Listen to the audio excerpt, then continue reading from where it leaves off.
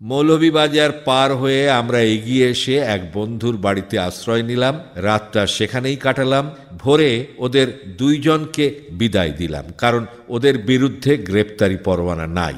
সামনে পেলে গ্রেপ্তার করতে পারে। আমি আব্দুল মালেক সর্দারের মাহুতটুলির বাড়িতে রইলাম।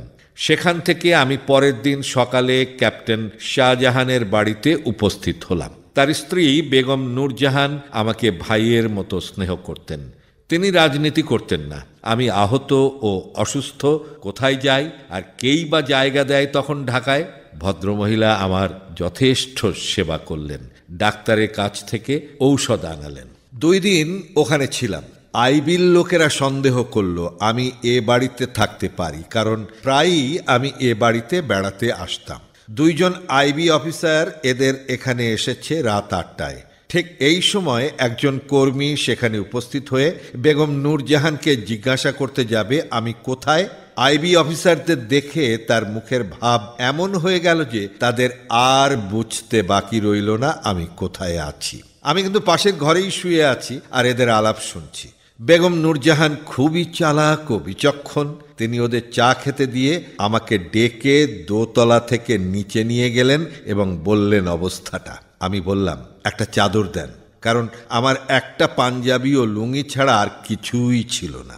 ভাগ্য ভালো, ভদ্রমহিলা নিজেই দিনে এই 2টাকে ধুয়ে দিয়েছিলেন। চাদর এনে আমাকে নিয়ে রাস্তা দেখিয়ে দিলেন। আমি বেরিয়ে আসলাম। আইবিরা তখনও বাড়িতেই বসে আছেন। এই অফিসারদের 2 জন গার্ডও বাইরে পাহারা দিচ্ছিল। আমি বুঝতে পারলাম তাদের চোখকেও আমার ফাঁকি দিতে হলো। তখন মৌলানা ভাসানী ইয়ার মোহাম্মদ খানের বাড়িতে থাকতেন। তার সাথে আমার দেখা করা দরকার, কারণ তাকে এখনো গ্রেপ্তার করা হয় নাই। তাকে জিজ্ঞাসা করা দরকার তিনি কেন আমাকে গ্রেপ্তার হতে নিষেধ করেছেন। আমি পালিয়ে থাকার রাজনীতিতে বিশ্বাস করি না, কারণ আমি গোপন রাজনীতি পছন্দ করি না আর বিশ্বাসও করি না। রিকশা করে এক সহকর্মীর বাড়িতে যেয়ে তাকে সাথে নিলাম এবং ইয়ার মোহাম্মদের বাড়ির উদ্দেশ্যে রওনা করলাম। পিছন দিক থেকে ঢুকবার একটা রাস্তা আছে, সেই রাস্তায় ছদ্মবেশে বাড়ির ভিতর ঢুকে পড়লাম। পাহারায় থাকা গোয়েন্দা বিভাগের লোকেরা আমাকে চিনতে পারল না। মৌলানা সাহেব ও ইয়ার মোহাম্মদ আমাকে দেখে খুব খুশি হন। আমি অনেকটা সুস্থ হয়ে উঠেছি। মৌলানা সাহেব জিজ্ঞাসা করলেন, কি ব্যাপার, কেন পালিয়ে বেড়াবো?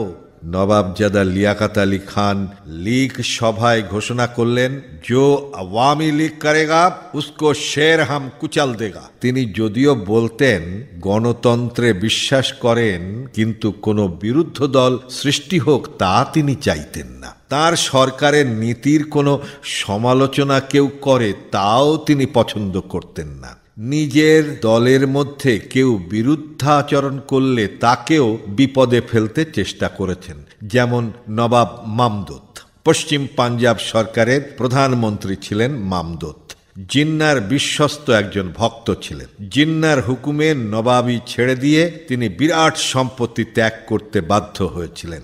লিয়াকত আলী খান যে মুসলিম লীগ ছাড়া অন্য কোনো বিরোধী দল সৃষ্টি হোক চান না, তার প্রমাণ পরে তার বক্তৃতার মধ্য থেকে ফুটে উঠেছিল। 1950 সালে মুসলিম লীগ কাউন্সিল সভায় তিনি ঘোষণা করেছিলেন, I have always said, rather it has always been my firm belief that the existence of the League, not only the existence of the League, but its strength is equal to the existence and strength of Pakistan. So far as I am concerned, I had decided in the very beginning, and I reaffirm it today, that I have always considered myself as the Prime Minister of the League. I never regarded myself as the Prime Minister chosen by the members of the Constituent Assembly. তিনি জনগণের প্রধানমন্ত্রী হতে চান নাই, একটা দলের প্রধানমন্ত্রী হতে চেয়েছেন। রাষ্ট্র ও রাজনৈতিক দল যে এক হতে পারে না, এ কথাও তিনি ভুলে গিয়েছিলেন।